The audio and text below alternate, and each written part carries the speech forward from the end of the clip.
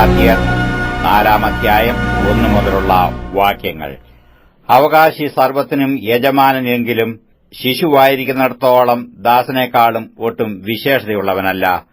പിതാവ് നിശ്ചയിച്ച അവധിയോളം രക്ഷകന്മാർക്കും ഗ്രഹവിചാരകന്മാർക്കും കീഴ്പ്പെട്ടവനത്രേ എന്ന് ഞാൻ പറയുന്നു.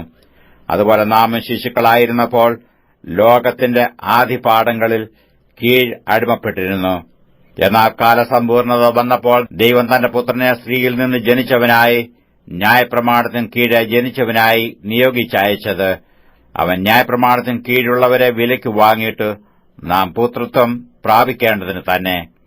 നിങ്ങൾ മക്കളാകൊണ്ട് അബ്ബാ പിതാവേ എന്ന് വിളിക്കുന്ന സ്വപുത്രന്റെ ആത്മാവിനെ ദൈവം നമ്മുടെ ഹൃദയങ്ങളിൽ അയച്ചു. അങ്ങനെ നീ ഇനി ദാസനല്ല പുത്രനത്രേ.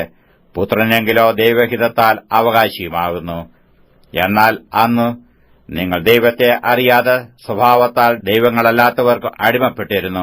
ഇപ്പോഴോ ദൈവത്തെ അറിഞ്ഞും വിശേഷാൽ ദൈവം നിങ്ങളെ അറിഞ്ഞുമിരിക്കെ നിങ്ങൾ പിന്നെയും ബലഹീനവും ദരിദ്രവുമായ ആദിപാഠങ്ങളിലേക്ക് തിരിഞ്ഞു അവയ്ക്ക് പുതുതായി അടിമപ്പെടുവാൻ ഇച്ഛിക്കുന്നതെങ്ങനെ? നിങ്ങൾ ദിവസങ്ങളും മാസങ്ങളും കാലങ്ങളും ആണ്ടുകളും പ്രമാണിക്കുന്നു.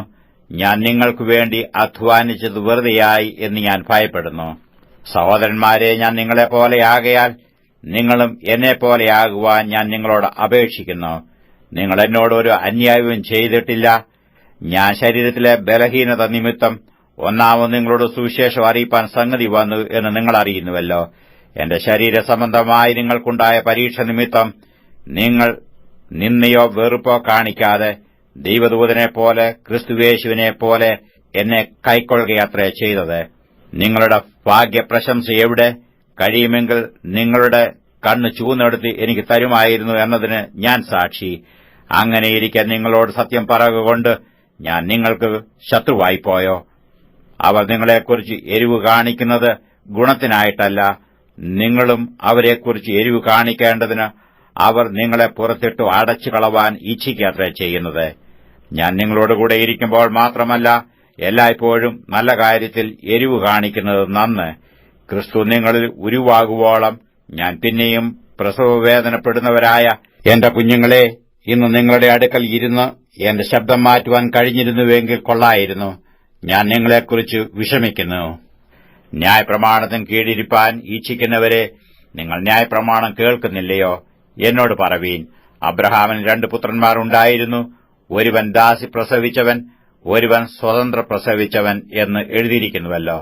ദാസിയുടെ മകൻ ജഡപ്രകാരവും സ്വതന്ത്രയുടെ മകനോ വാഗ്ദത്തത്താലും ജനിച്ചിരുന്നു.